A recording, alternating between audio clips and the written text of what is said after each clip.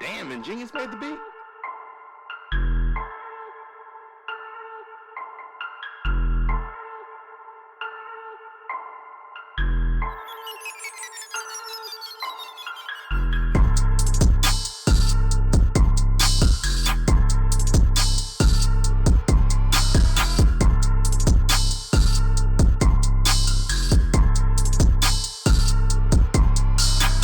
Yo, family, welcome to another episode of the Coach Life Podcast Radio. I am, of course, your host, the casual one, the Prince of Positivity, Coach Steve. Join with me, as always, our dime dropper, Coach Luna. How we doing, brother? Blessed, man. Grateful to be here. You know what I'm saying? Still going through what I'm going through. We talked about it, you know what I'm saying? But, I'm here to honor the characteristics of those individuals or those, my good friends that I lost. So I'm gonna make sure I continue to pour into this, pour into each other, pour into everything that we got, because I know that's what they would want, honor them. So let's get Blessings, it. blessings, brother. Blessings. Love to hear it. Love to hear it. Obviously, condolences, my brother. Appreciate it. Condolences. As always, we have our CEO, founder of the Coach Life Podcast, radio, and brand. The brand about building your brand. Coach Wash, how we doing, bro? Doing good, man. Same thing, blessed. I think we all in the season where we are embracing gratitude right now and recognizing where we at and what we have around us. Man. You are 100% right, bro. 100% right. So we talk about gratitude right now. How do we make this transition? Man, I think we just go ahead and just Christmas gift it and just open the box up really quick, right? Go ahead. Today's topic: lazy ass parents producing soft ass children. Talk to them. That's that rose. There is a lot there to unpack, right? It's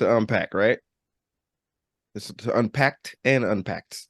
So that being said, we can go into a number of things to the perception of lazy parents, what we think what is a lazy parent, what is the softening effect on the kids because of the lazy parent, some of those potential responsibilities maybe and engagements or lack thereof of parents, influences from like teachers, mentors, or lack thereof, right? Importance of discipline. We can probably talk about some cultural and economic factors as well, but let's just take it just to the base level. Coach Luna, my man, you work as a grade school football coach, sir. Yes, sir. Every day. Oh boy. I'm pretty sure you have a plethora of kids that keep it very entertaining. Oh, absolutely. I get my money's worth every day. I got a couple of them that make sure I get my money's worth. I'm pretty sure. That being said, sir, I'm pretty sure you've seen some very lazy individuals in this class. Lazy, yes. 100%. I think that I'm seeing like on a consistent basis, and this is my hypothesis, and this isn't me putting on an aluminum foil tin hat conspiracy, nothing, even though it kind of always fits into my realm. But I do feel like when the COVID shutdown happened, there's kids like, for example, our eighth graders, when the COVID shutdown happened, now it's 2020. So that was the transition from fifth grade going into sixth for these kids. That 2019 to 2020 group. Yep. So this is, for example, this is the thing that I'm noticing, bro. They still do this. I don't know if y'all see this. They still do this to say I need to go to the restroom. Prior to that, I never saw that unless it was like kindergarten, first or second grade. They're doing this at 8th grade. They were doing that at 9th grade. Lloyd can tell you this. We had kids when this is pre-pandemic, when we were at Side Ridge, we had kids still doing this when we go ahead and say, put your left foot going first. Wait, what? Oh, yes, sir. Yes. Yes, sir. We're talking about high school. High school. So my problem is this. I think like laziness has been put into the system because of I guess you could say the values of what we're actually trying to get from our youth, if that makes sense. I don't think Yes. a lot of the curriculum and this is coming from a teacher. I don't think a lot of the curriculum, and I don't think a lot of what our standards are as far as like where we're trying to see these kids as benchmarks. I don't think we're equating just normal everyday things into whether or not a kid is at a maturity or emotionally or at some level of whatever age they're at. We're checking boxes to say academically, they know about moon phases, they know about sedimentary rocks and all this other crap. They know about this, so therefore their level of comprehension checks the box to say that they can go to this grade, now they're this age. But bro, I'm sitting in advisory class with nothing but 8th graders, right? Kids be sneezing all the time. They don't cover their mouth. That's a start. They don't try to go wash their hands. They don't get a tissue. And the worst part is nobody says bless you. Nobody. This is just, you talking about like basic ass manners. No. The kids don't even knock on the door. So when they go to the restroom, they don't even knock. They do this. They just hit the door and they just stand there. They'll just stand at the door and make eye contact with you. And I look at them like, are you going to knock? And if I open the door, you're going to say, thank you? Appreciate it, coach. Bro, maybe. Maybe. So like, again, this is what the normal everyday kids that I deal with every day. Again, you look at the podcast we talked about before, I also have those kids that say, hey, coach, thank you for coaching me. Right. So you have those kids. But man, bro, when I'm telling you, and I'm being completely honest with you, I think the latter of the kids that, that still don't know their manners, I think that is an overpopulation of the kids that do know gratitude and thank you and, just those natural things that we always were taught as children. I don't think that's being taught anymore. And I don't even think it. I know it. You know what I'm saying? Like, because I've told people this all the time. I feel like grade school now has become a glorified daycare where parents are tired of their kids. They drop them off and, hey, y'all got them. Y'all figure them out. And that's not the essence of what teaching is supposed to be. No. You know what I'm saying? Like, that's not what we're here for. You know what I'm saying? That's what y'all supposed to be doing at home. Facts. So that leads to a really good point. But before we jump into that, Coach Wash, you've been able to coach a lot of youth, as have I. We're on the same team together. We've had a very fun group of individuals, I will say. Oh, yeah. From your perspective, sir, this lazy kid, this lazy child, where do you think it stems? Man, the lazy ass child syndrome is a pandemic that has plagued the earth. And I was going to say, are you reading a Webster's dictionary right now? Are you reading Wikipedia? No, I'm about to get that stamped and approved. That's going to be credited to me. No, I think, even thinking back to the time frame that we had an interesting group of kids, I think they don't even fit what Luna's talking about. I know earlier on you mentioned that we had to factor in, we start looking at social, economic backgrounds. We start looking at how that plays into it. So where we were at versus where me and you, Coach Steve, versus where we were at, when I was coaching with Luna, completely different. The low income where me and Luna is at doesn't compare to the low income where me and you were at. I felt like the low income where me and you were at, Steve, was lower. And those kids had better manners. But we coached some years before me and Luna hooked up. So time frame, we have to consider that what those group of parents, what age range are they today? Right. We're talking about a 10-year gap maybe between the kids Luna's talking about versus the kids me and you were talking about, or men that me and you were talking about now. They're men. Absolutely. They're professional. They grown professionals right now, bro. He can be working next at this point. But right. Those kids, some of it's older parents and having exposure to grandparents. I think the kids today that have good manners, I'm willing to bet that a majority of that group probably has older parents or a lot of exposure to their grandparents. Facts. That's also something that's definitely missing when it comes to manners, because your grandparents will quickly tell you. They'll check you real quick. Now, right. We be doing it this way. This how it was. This how it's gonna be while I'm here.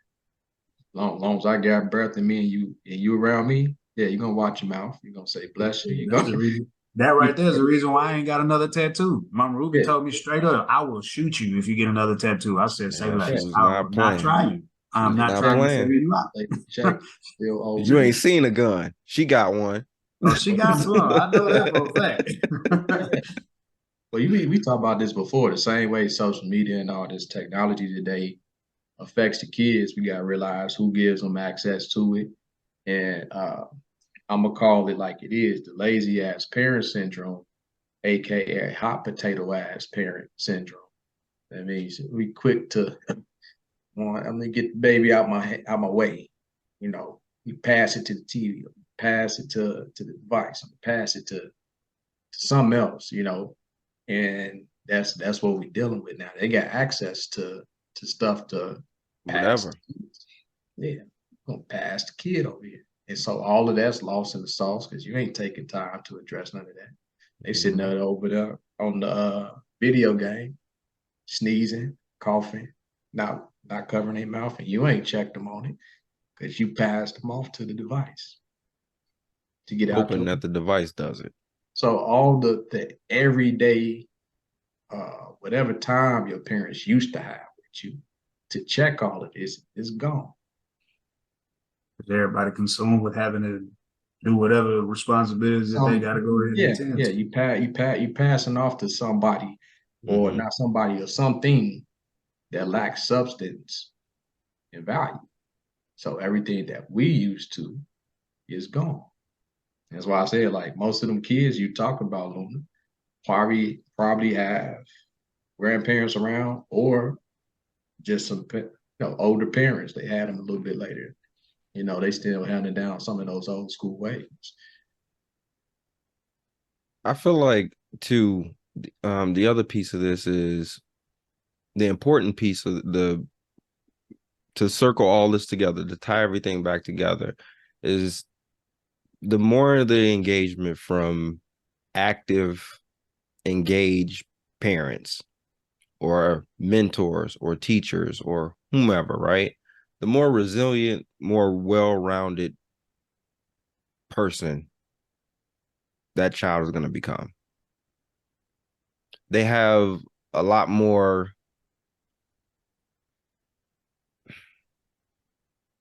they'll be able to foster and stand a lot more.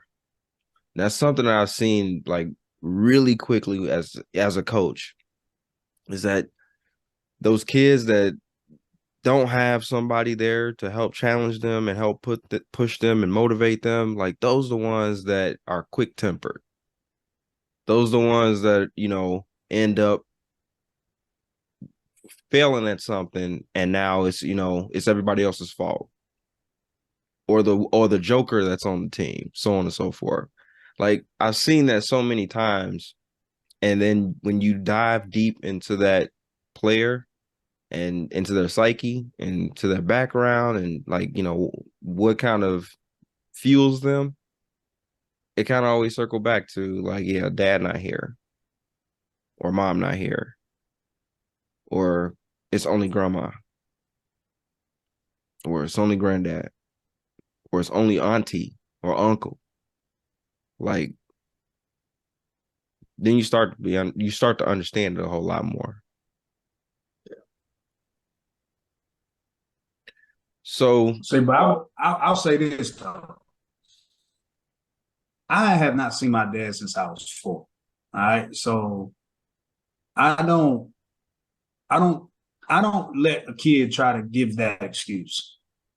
Now, granted, I'm glad you brought that up. I did have, and I'm gonna expand on it before I just say that. You know what I'm saying? Right. But I did have my stepfather in my life. But my stepfather was never like a disciplinary authoritarian, nothing like that. My mom was like that. You know what I'm saying? My mom is the whip, like hands down. But the one thing I was always taught, bro, and it's Lord, it's like when you said it, bro, it hit me, bro. Like the presence of the grandparents and the role, how important their role plays, and just like how you treat them. Because I've always had a true belief since a young age. Like for whatever reason, I've always had a softness towards the elders. Like as far as how I treat them, you know what I'm saying? Like make they play, like whatever. Like I'm gonna make sure I cater to them. You know what I'm saying? For whatever reason, I've always had that, and I've always like one thing I've always felt was that like how you can judge a person's character based off how they treat the elders, because there's no difference between an elder and an infant. They're just two completely different stages of their lives, two completely different stages of wisdom, but vulnerability wise, they're in the same boat. You know what I'm saying? They're two people that need nurturing. They need all these other things. That one person's just lived completely at the end of their life, but physically and where they're at right now, maybe mentally, you know what I'm saying? They still need some type of nurturing. You know what I'm saying? So I've always felt some like, I guess I don't know. You get what I'm trying to say? Like, bro, I've always felt like I've always had to like be there and be like gracious towards my grandma, or because that's all I've ever had in my life was my grandma. Like my other grandma on my dad's side, she passed away, and I never really knew her. And my grandpa was the first funeral I ever went to, and I was 2 years old. You know what I'm saying? So like, I don't know, bro. Like that's how this always felt like, bro. Like how you treat your elders, bro, is like it tells me a lot about your type of character. And it goes back to like Lloyd says, them being present, right? Them just being present and present and active, I should say, because there are some grandparents that are there that probably aren't as active in the lives of those kids as other grandparents would be.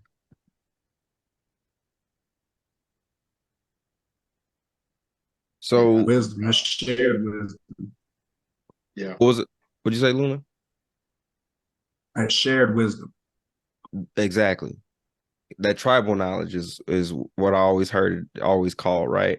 You get that tribal knowledge from, from the grandparents, right? They instill that into you. The whole essence of like it takes a village to raise a child. Absolutely. Yep. Yeah. Absolutely. Yeah. 100%. I think at the end of the day, kind of like what you said, Luna. I like the fact that you pointed out your situation, and like I'm not gonna let any kid hang on certain excuses, because for every example we even give today with like even with the technology and stuff like that, yeah, we come from an era of the superwoman moms, you know. Even with Pop's present or Pop's not around, you talk about the woman that worked, uh, picked you up, dropped you off your activities, Took care of a household. took care of household. So put in the hours that maybe the man put in if he was around, but also every other thing that needed to be done in the house. She did that. 100%. But at the same time, them conversations were had. Regardless of how many hours got pumped into every other thing you're talking about. Yeah, we're gonna talk about what you need to be doing, what you ain't finna be doing. And if you do it, I'm gonna kill you. Exactly. You got structure. Yeah. You know what? It kind of just the picture that just popped in my head, man. You think about all the sitcoms we used to watch when we would grow up. When it was dinner time, where was everybody for dinner? Sitting at the table, bro. Table. Everybody was there. And it wasn't no Sunday dinner we sitting at the table. It was every dinner we sitting at the table together, talking about our day, talking about what's going on, talking about our lives, being together. Think about you not like think about you as a child. I'll tell you right now, it was the same thing for me. Same. We were all at the table. We all ate at the same time. Same. And the crazy thing is, bro, the crazy thing about that is if we ate more times than not, like we would eat, like we live in a 2-flat. I lived upstairs with my mom and dad and my little brother, and then my grandparents lived downstairs. So if we did eat with my grandparents, like we're not eating until they sit down and are they ready to eat. That is like that's just what it is, yo. Like we are not eating until my grandma and my grandfather are sitting at the table and they're ready to eat. Point blank. Say that, like for Thanksgiving, we made sure my grandmother got her plate first, but this time my wife made her plate. And that, I mean, I ain't gonna lie, but that was like that. She probably don't know this. She'll probably listen to this, but that did something. You know, like that did something for real, dude. Like it's little stuff like that, man. Just it mean the world. Because again, like you said, absolutely. It gives you a sense of knowing that person's true intent. So that's 100%. Dope. That's dope. So do we want to touch on cultural background right now? Because there is an area there that is a part of the issue. Hey, we already on. He like you can't mention it and not bring it up. And we can't, yeah, man, you can't just put it in there and not talk about it. So now we got to talk about it, right? So the cultural norms, right? The economic factors. I'm pretty sure obviously that influences a lot of parenting styles that, you know, maybe contribute to some of that perceived laziness.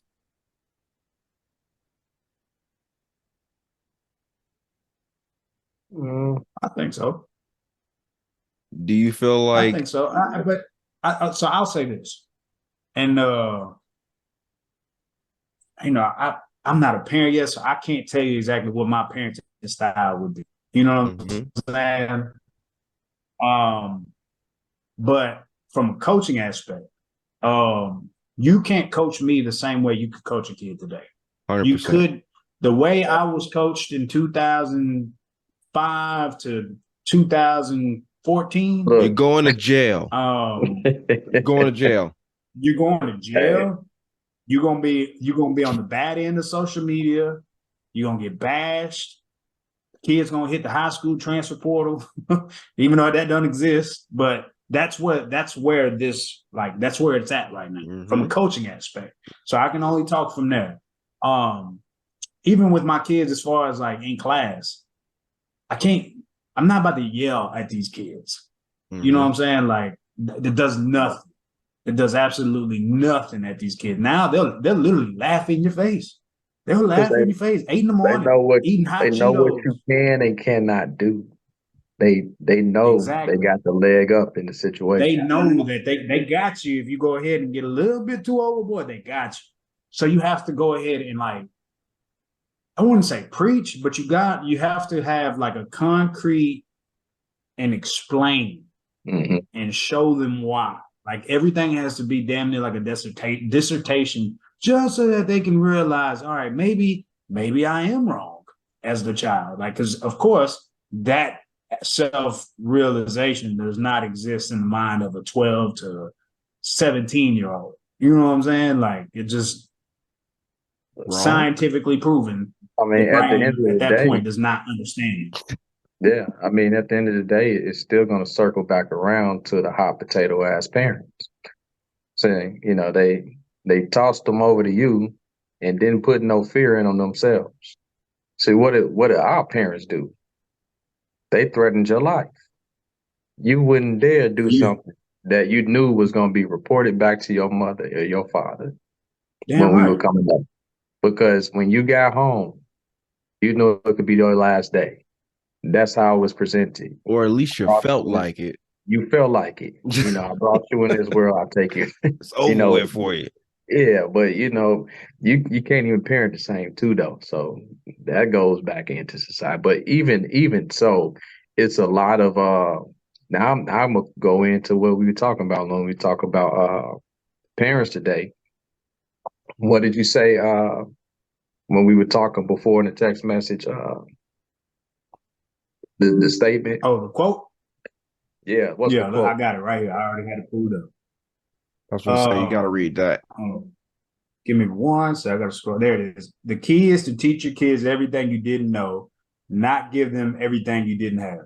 There you Parents go. nowadays give these kids all the tools to destroy themselves. Indeed. Bingo. Shout out to Martin Fetty, by the way, best fried chicken in Houston. There you go. And that Chicago base. Now yeah, that's pretty much what it boils down to. Plug. So that's what it boils down to, but Mm-hmm. that's very real. So parents are now like, they feel like they got to do better, but their example or their way of trying to do things better is just buying stuff or giving them stuff they didn't have or allowing them to do things they weren't allowed to do without thinking about the fact, well, there was a reason you weren't allowed to do a lot of stuff you weren't allowed to do. And don't look at the long-term effects of it. So now you're giving your child all this freedom. You're giving them whatever they want. They don't have to Mm-hmm. work for nothing. And you passing them off to us in the school systems or us as coaches. And they ain't got no structure. Then to make it worse, will argue you down for anything the child ain't getting done. Instead of checking the child, that's happening more too, right? That's definitely happening. That's You, that's Definitely. that's, you that's got parents over here checking the teachers for where or they coaching stand, from the bleachers. coaching from the bleachers, or just this false sense of reality about their child. While my boy ain't started, you see him, you see him, You you, see them. you see the starter, and you see your boy. Look at A, look at B, look at A, B. Just Your please boy be is C. realistic. Let's just be realistic. That's But, right.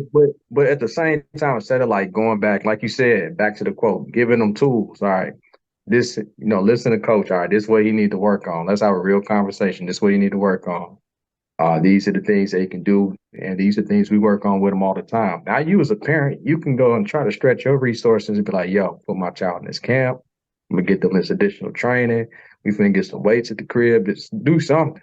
Do something on your side. Because at the end of the day, it's your child. Absolutely. They over here, you got a grown man. We're dealing with this with teenagers, Man child.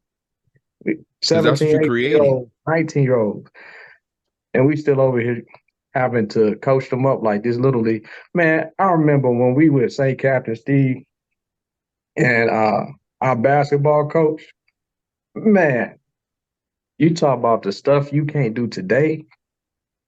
Our coach was coaching us, talking about fourth, fifth graders. Our Yes. first year is an organized ball, coaching us, Yes. talking to us the way you would talk to college kids, cursed out at the games, Not parents even in the like not stands, even and it college was kids, bro. normal. Like we talking It was about like like talking to you like you NBA an adult. players. I'm Yes. talking to you like you're adult, 9, 10 years old. And it was a norm for us. When no kids breaking down, crying, it was like you eat it, you got back out there, correct it. That was the norm, but that's how he was raised. And not to say that them being vulgar was necessary, or the right way. But the point is like the aggressive approach, Hmm. even let's remove some of the swear words, but however you want to do it, but that aggressive approach and holding you accountable and having all the parents in the stands backing up the coach, like, yeah, you heard him. A lot of them like that though was like yeah, you heard them because they weren't doing it at home. I Yeah. need him to do it here because I'm not doing it at home. But even so, even if they were doing it at home, the thing is the village It's reinforced. is reinforced. The village has your You back. don't. Hmm? What'd you The say, village Luna? has your back. They had your back. It didn't attack you for doing your job and pour it Right. into the child. It doubled down on it. You pour it in too. What does it So sound now like, guys? your child is not gonna challenge the whole village now. Go ahead, Luna. So what it's sounding like to me, it ain't so much the kids. It's on the It's adults. So we talking about the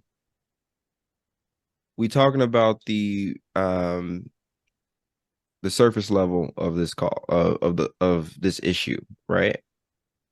We need to start talking about the root cause of the issue. And the root cause is exactly what you said earlier, Coach Lloyd. Parents passing their kids off. Hot potato parent. Coin hot that. How much potato, I'm gonna tell hot you right potato now, ass parent. Yeah. Don't true. forget the ass. There we go. We'll put that in It's there as important. well. We'll get it. Yeah. We'll get that. Is that gonna be copyrighted too? We're gonna copyright that too. That's gonna be on a t-shirt, a Coach Life t-shirt. Don't be a So hot potato ass parent. yeah, exactly. Or you just have a picture of somebody pitching a baby off to the side.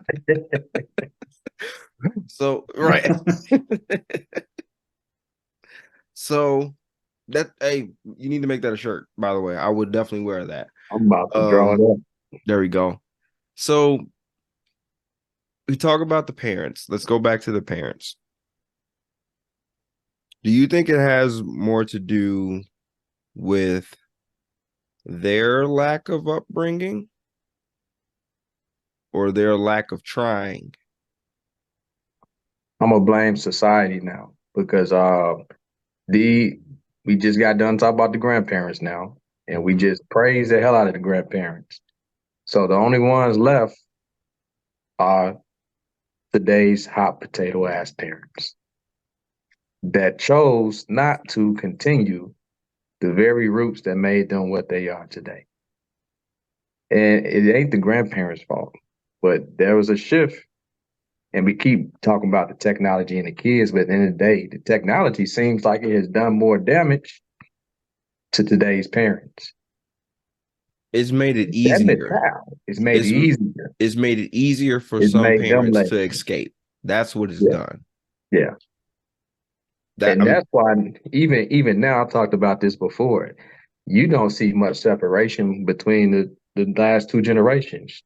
Parents are doing what the kids are doing rather than the kids doing what the parents do now. We over here picking up the I just kids' had a trendy thought. dances. You ain't. We used to teach. We grew up doing what our parents did. Like we still got like that connection to like soul, like everything, all the music. We have an appreciation for their music. We love it today, and we still love the music that we grew up on at the same time. These kids today they listen to our stuff, no appreciation for it, and then now we find ourselves trying to fit in with them. What part of the game is that? I'd rather be liked than respected. Respect it. I got a question. Got a question for both of y'all. Oh, damn. All right. This is the key question. So, did social media re-emerge subconscious repressed emotions in these parents that they're trying to gain back? Whether it's like they used to get bullied back in the day or whatever the case, they were never the popular kid or anything like that. So they're trying to get the glory now. And this is a way of them like, hey, look at me, look how I'm doing. And it's a me thing. Yeah. While I'm leaving my little one behind, my little one is seeing everything I'm doing. So therefore, that's the byproduct of me doing what I'm trying to do for me.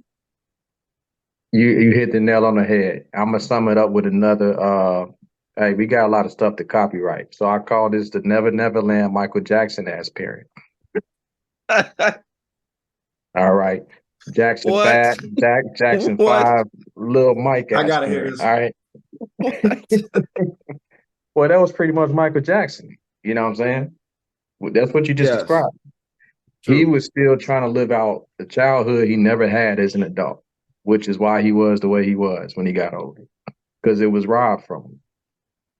And his bully was his father. Facts.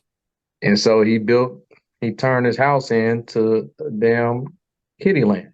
Play place. And it's a play place. And he's trying to fill these voids with all these things that children are into. He was very childlike as a grown man. This is before social media, but that's that version of what you're talking about today. And no, the parents you're talking about now, same thing. Like you said, like the things that weren't happening at some point during their childhood, this is like an opportunity to continue to live on. And now you fitting in with your child, being cool with your Trying to be child, cool, right? trying to be cool with your child. It's Meanwhile, cool to not being have, respected. yeah. I'm like, it's cool to have fun with them and play along, but at the same, there's a limit, you know. Mhm. Facts. I'm daddy. I'm daddy. You child. All right, playtime over. Check yourself. Mhm. Man, my parents, I couldn't blast my music. We had headphones. Facts. My Facts. parents weren't listening to my music, dog. They would cut that crap off. Now they got into some of it, but it wasn't too often. But for the most part, I grew up in a funk house. We used to listen to George Clinton, Earth, Wind, and Fire, everything that was cracking in the 70s. Mhm. And later Anita Baker, like this straight soul. That's what mom was vacuuming to. I still hear the vacuum in the background and Anita Baker to this day, you know. And I got an appreciation for the music. Mhm. But like she was never gonna be like, oh baby, go ahead, cut on that Criss Cross you was listening to. No, cut that off. Go put that in your room. Mhm. And you better not walk out your room with your clothes on backwards, bro. Right. Go back in that room, turn them joints around. Either turn your neck Yeah, around or turn them clothes around. yeah. Parents over here getting with the kids program. You know what I'm saying? Nature would be all the way messed up if the Cubs were letting the Lions tell them what to do. It's So it sounds okay, like there's like you a said. fine line, bro. There's a fine line of the being the cool parent and that respectable parent as far as like how much you can teeter the line of, how many TikTok dances you doing and all this other stuff. And I really just think it's just your presence on social media, how much you own it, how much you own it when you're in the presence of them. You know what Mhm. I'm saying? I think that plays a gigantic role because if you're not giving them the attention and you're giving social media the attention, what are they going to do when you're trying to get theirs? They're Right. going to naturally emulate what they see. Yep. Ain't nobody 100%. giving each other attention. Mhm. Well, Parent and except for child, online. parent and child recording. I mean, that's the Parent and attention, child, right? parent and child comparing followers. Right. Wow. Repressed feelings. I think we own something right there, bro. I think you are, man, Yeah, because that's that it. does make that makes a whole lot of sense. Where again, when you talk about like, a number of different celebrities, right? That think of all the kid celebrities Oh man, that a lot either of them. are either are still that aren't here anymore, that have massive drug addictions or massive other addictions, that are mentally, some of them mentally and physically unstable. It's because you had a child literally becoming an adult before they were able to be a child. That's the one thing, in my opinion, as a father, as an active father, and with my kids,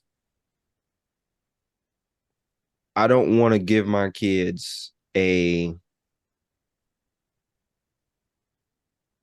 don't want to just hand them something and say, here, go figure this out.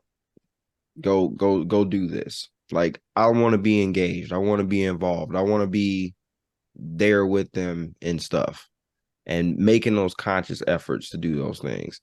And that's something parents aren't consciously doing anymore, unless it's to their quote unquote benefit. I think we said this before in another pod too. Like, doing something to your comfort level. Like, I think the comfort level for parents is way low. That's why it's easy to pass everybody off, because I want to do my thing. I want to be popular. I want to have the most followers. I want to be the cool person. I want this. It's putting that pride aside and actually looking at your child, doing it for them. I think that's the part that's missed a lot with parents. Yeah, that makes me think of another point too. Now there are some parents with good intentions that are still trying to do things the older way, Absolutely. but it's easy to get doing what's best for your child confused with giving them the tools, right? You can be a lazy ass parent and not even realize it and think you're doing everything right. If you do everything, and it's not even just parent, this even as a mentor, adult to an adult, if you do everything for somebody more so than giving them the tools to do it themselves, you are hindering them. Yep. You handicapped them. Yeah, you're not helping them at all. Like you think you are, you're trying to, but you have to know the difference between tools and doing something for somebody all the time. You got to give them tools. So there's a little bit of a gray area I wanted to touch on because we've been on the two extremes, right? We've been the parents that still kind of operating old school way, and then we talk about the ones that playing hot potato. But there are Right. some in the middle that are producing kids that we're talking about right now that are lazy because too much is being done for them, rather than Very like, true. this is how you do it. I'm gonna give you until this time to get it done. It's just like my mom used to buy, like outside of school, my mom used to buy phonics books for us, for me and my brother. Yes. And like, so aside from homework, it could be the weekends. She'd be like, work in this book, and I want you to do pages blank, blank, blank before you touch a toy. Yep. And even that in itself, believe it or not, don't take much attention by the parent. You've given your child an assignment, you can still get some stuff done and swing back around, and you've taught them something productive to kind of help them learn how to operate on their own, be independent, and further And their teaching thinking. them time management skills too, because a Right. lot of times we tell you have it done by this time, right? Let me ask a question to you, Lloyd, and to everybody out there that's listening to this. I want you to think about this. And Luna, I want your perspective on this too. I know you don't have kids, but I want your perspective on this too. How many parents wake their kid up in the morning and tell them, go brush your teeth, go wash your face, go put your clothes on, go put your socks on, go brush your hair, go get something to eat, get your coat on, go get. How many parents do that? How many I'm gonna tell parents you right you guys now. think do that? I'm gonna tell you right now. If all those things are occurring, and I'm seeing the kids that I'm seeing, the kid don't understand English. I'll just put it like that. So this, so I'll these just things put it are, like that. If those things are occurring, that means that kid don't understand English. Hey, you see, Luna Because said if they got them instructions, somebody can't hear, misinterpreted something, they you didn't missed get some something, stuff. nothing. yeah, some missing. Because I That's I'm awesome, sorry, bro. That's awesome. but no, like man, I got kids in first period, bro. In our first period class, like sometimes when the APs pop in, they'll be like, damn, like all of them are in here. Like, yeah, all those kids are in here. Like the kids that I guess you can consider like the ones that can cause trouble in some class because they're just social. Mm-hmm. No, you know what they be eating for breakfast, bro? I could only imagine after. Straight up hot Cheetos. I Yep, was Hot about I was to just say, about Cheetos. to say. I was just flame about to hot, say, flaming hots And or like then hot fries. so peep game, bro. We had a lesson about moon phases back like in September, or like maybe September, end of September, close to the beginning of October. Dog, so there's like a million leftover Oreos in the back. Dog, we got kids that wait till after class. Can we please have some Oreos? Can we please have some Oreos? Like they're not eating breakfast before they come to school. Like I know they're not, because there's no way in hell you that hungry for Oreos. You're hungry. And Oreos, you know that the teacher, you can go ahead and ask her, and she's gonna, because she's nice, she's gonna give it to you. Mm-hmm. Dog, it's man, that's gonna be another part for another day. The nutrition that these parents are giving their kids is abysmal.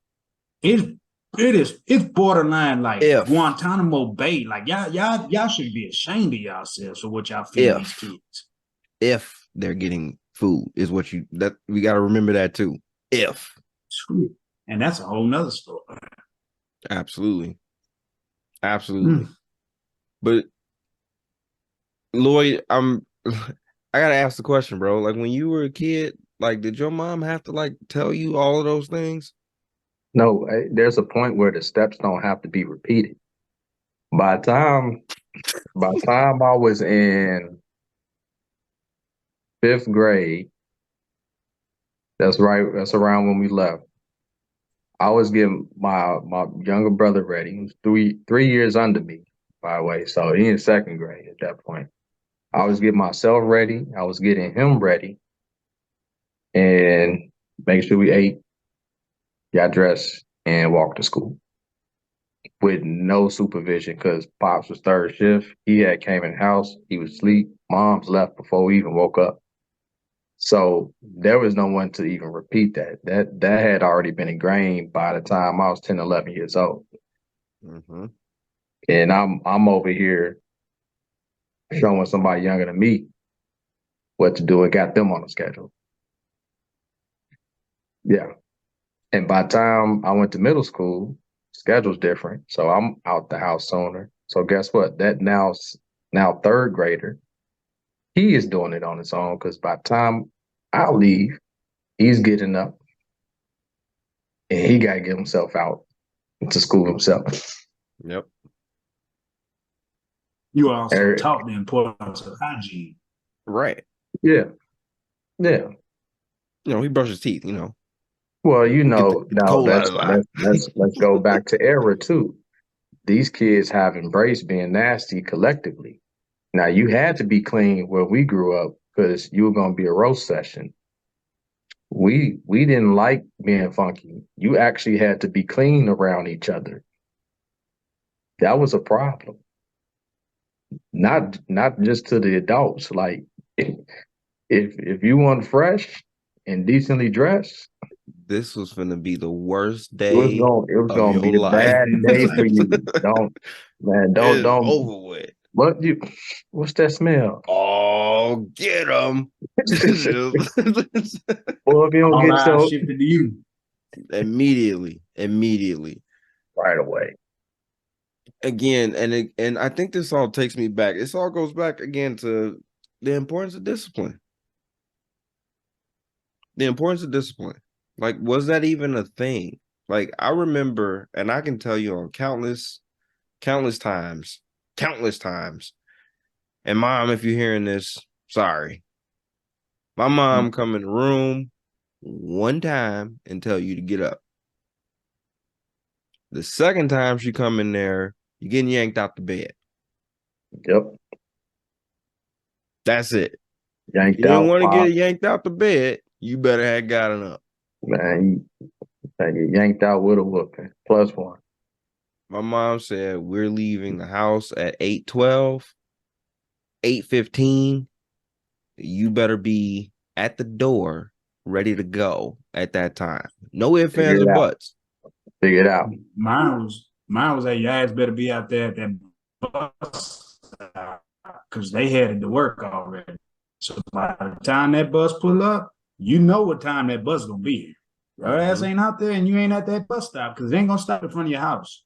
It's at the Exactly. bus stop. You got You to better get go your ass and be there. at that bus or you ain't going to school and you're gonna get your ass if you don't go to school. Yep. Again, just setting the importance of discipline, setting the importance of a schedule, setting the importance of having a sense of urgency. I think that's something that is very frustrating sometimes as a coach is kids that don't have a sense of urgency. But then you see their parents and then you're like, well, damn, that's why they don't have a sense of urgency. Because how many times as coaches, guys, have we waited for X number of players to show up to practice because mom and dad were late getting them to practice? And mom and dad knew about this practice because we done sent freaking messages on sports you, emails, put it on the calendar, gave you the calendar, invited you to the parent meeting, told you about this practice, and you still, oh, I forgot. It's on your refrigerator, and I know it's on your refrigerator. It never happened. It never happened. Lazy ass parents. Yes. Producing soft, lazy ass kids. Oh, yes. Look, man, I remember when I was playing varsity football in high school and even doing like summer camp, today is a lot more lax. And I know we can't say mandatory workouts. That was the case back then. Right. But I think the understanding that you weren't going to play if you ain't show up, it weighed a lot more. So our summer camps looked like fall season. Everybody pulled up. It didn't matter if you had a parent or not, everybody in the team wanted to win. So your homie was saying, hey, who need a ride? Hit me up. Use carpooling, however you need to do it, linking up. Parents were barely even around. Like people, we found a way. Yep. Period. We found a way. You were resourceful, but again, that's taught. That's learned behavior. That's learned behavior, bro. Just like you said, when you got yourself together and got Byron together, that's learned behavior, bro. That's why he was able to be successful because your mom and dad already set you up to be successful. So you were able to pass that success on. Again, that not having grandma, right? Not having grandpa there, not setting that standard, setting that boundary, right? That's what's missing.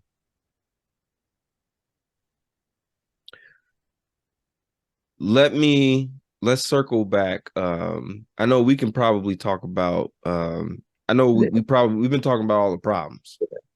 Yeah. We've been talking about all the problems. I promise you all out there, we will get to the solutions of a lot of these. We actually have a very special pod coming, giving solutions to a lot of these. So coming soon.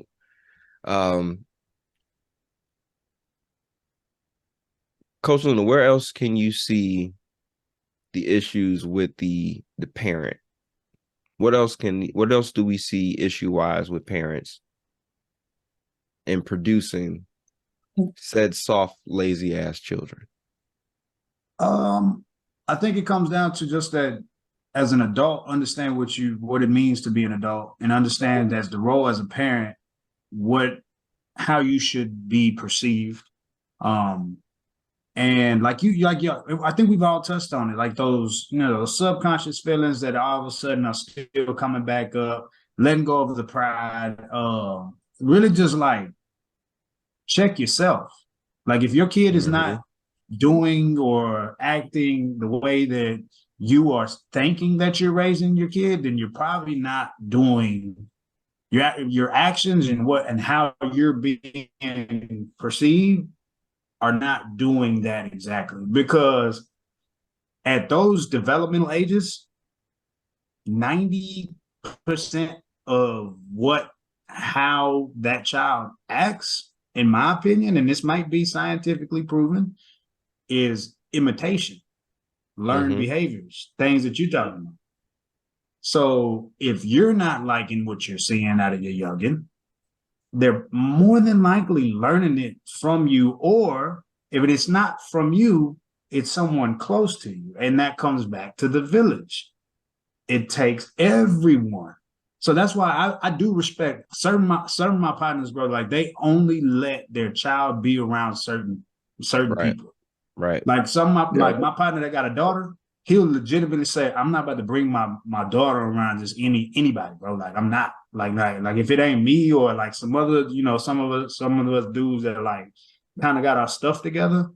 It's like, I'm not about to bring my daughter around, just some random people just so that they could be around them, because that all that stuff is learned behavior, perceived, whether they heard something, like, everything they're like sponges, bro. Like everything is just, and then one day it comes out and you're like, where the hell did you learn that from? I'm gonna share something with you guys. And that's why I think like, I'm gonna share something with you, bro. My family is a bunch of huggers. They see you, you're getting a hug, bro. We just met you, you're getting a hug. You about to leave, you're getting a hug. They might just give you a hug just to give you a hug, right? That's my mom. Lord, to tell you. There you go, bro. There you go. Yeah. My wife's family is not like that. They like they're not the huggers. Y'all, that's them South Siders. I ain't gonna get into that. Stop it. Stop it.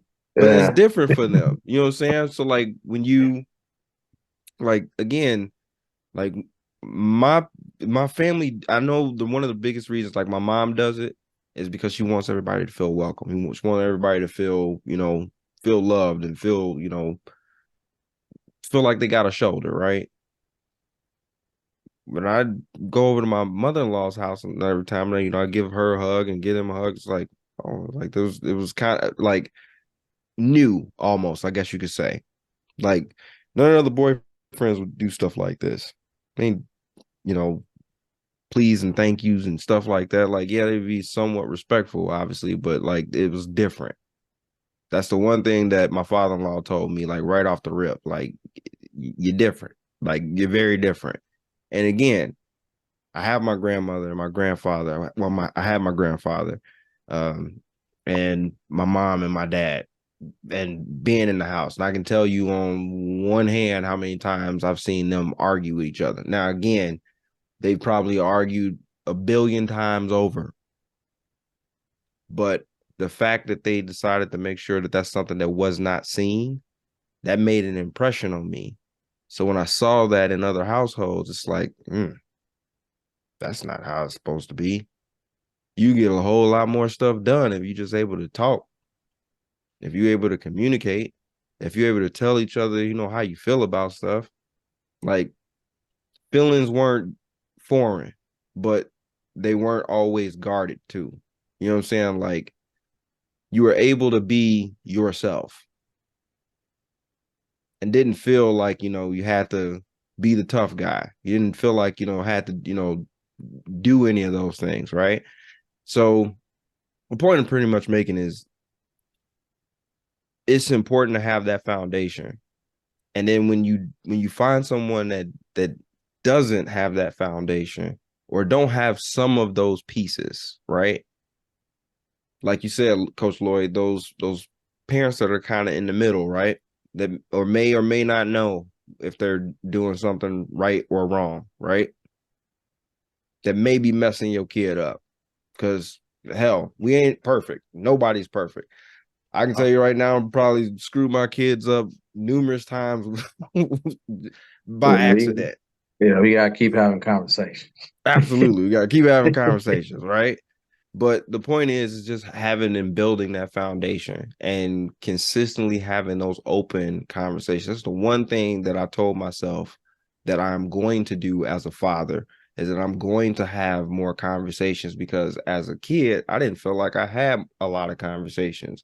It was a lot of resources there to do what you needed to do to be successful. But the whys, like you said, Coach Luna, the whys behind a lot of stuff. It was like we're doing stuff because this is what we were told to do. Like, this is just how we're supposed to do it. But if you give me the whys, now I can start understanding this. Now I can start replicating this. Now I can start teaching it, because now I understand a lot more deeper. So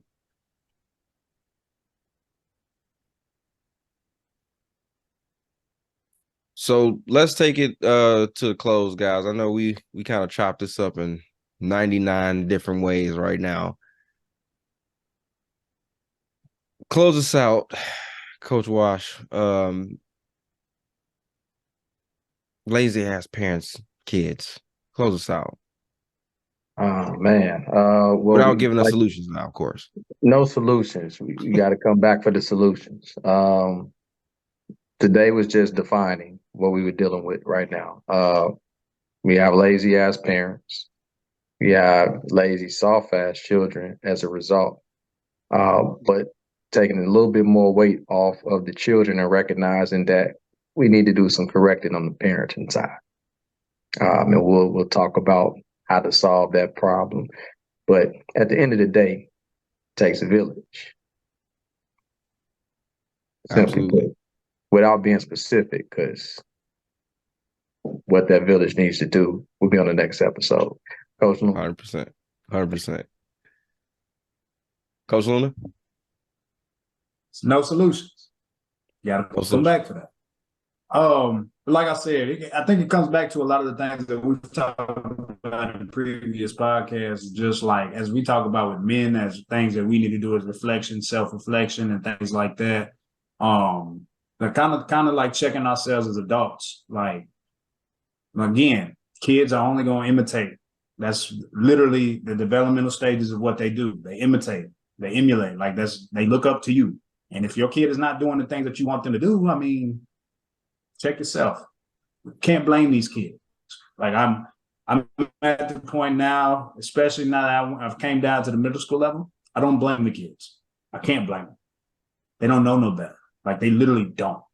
Like I didn't know any better when I was a kid. Like I always try to put myself back in those shoes. And when I was that age, your boy was out here I was out there trying to be a thug. I'm fighting in the restrooms every freaking, like damn every other day in the 6th grade. That was me. You know what I'm saying? Like, I know, like that. And you look at me now, you would be like, hell no. Nah. Yes, I did. Those are like, at that stage, at that time, there's a lot of variables that can be going on. You know what I'm saying? My mom didn't know that I was doing all that because I was doing it in the restroom. But I was internalizing a lot of stuff that I talked about with y'all before, with the anger that I had towards the resentment of what happened with my father. And I didn't realize that till years later that, that was playing a role in my being as far as how I'm moving and why I was making these decisions. And a lot of parents are out there still carrying these same type of emotions and resentments or whatever it is, and they haven't addressed them yet. And they're putting those actions towards different things, not realizing that it's reaching the back, it's reaching the back seat too. Absolutely. You get what I'm saying? In that rear view mirror, that person looking at you from the rear view can see everything that you're doing up there. And they're just emulating everything that they're seeing. 100%. I mean, guys, how many times you've seen a TikTok, a YouTube, a meme of some kid doing something like an adult? Seen a baby in a diaper wearing some J's, drinking his bottle with a do-rag on and a bunch of gold chains, like yelling at his mama, like he was like how I'm assuming his father was yelling at his mom, and he emulated the exact same manner. But then I shouldn't say the cool part, but the funny part is people will look at that and then be like, that's funny. That's funny. Problem. It's a problem. Yeah. Funny for now. It's funny right Funny now. at the moment. It's funny right now because then that same kid, exactly, that same kid now becomes 13 years old, has that same type of mentality because it was cute.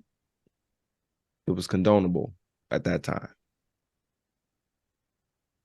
But you don't really look at it from that perspective.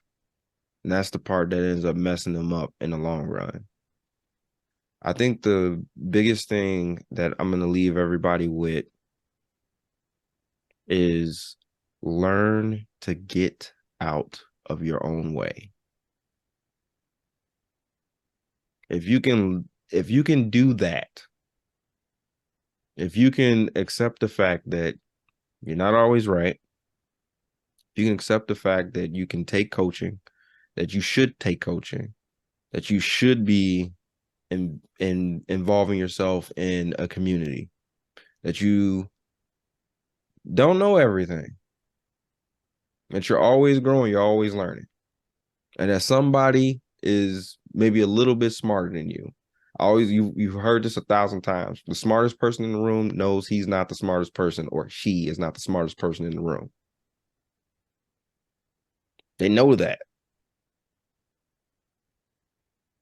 Get out of your own way, because you are affecting a lot of people being in your own way, whether it's your children or whether it's anybody around you.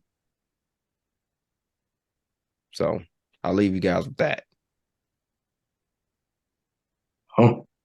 Right. Well, I think this was a very powerful episode, fellas. I know we probably pissed off a couple parents, a couple kids, but good. That's right. Good. That's right. Good. What they said on Friday?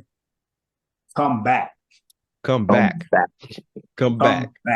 Because then we're going to be able to provide some more solutions to some of these problems from different perspectives of people that deal with children on a regular basis, that have to work and deal with them and get them to see things a little bit different, provide them a different perspective. So, see what I did there? Sprinkled that in on top. Mm-hmm. There you go. You know what else I'm going to sprinkle in? You know what else I'm going to Salt Bay real quick? What is that? A free Coach Life t-shirt. Oh. Look at that. Look at God. I am a very nice individual. Hey. So all the blessings. But don't take my kindness for weakness. I'm gonna put free Coach Life t-shirt for the person that give us a comment on your opinion of quote unquote lazy parents. What's your opinion of lazy parents? Because again, we can talk about the kids all day long, but we talking about the frosting on the cake. Let's talk about the cake. Let's talk about the actual cake. Let's talk about the parents. Let's talk about where it actually stems from. Throw a comment in there for us. on your opinion of quote unquote lazy parents. If you like what you heard, please like and subscribe. If you want to hear more from the Coach Life fam. And again, until the next time, stay positive, my friends.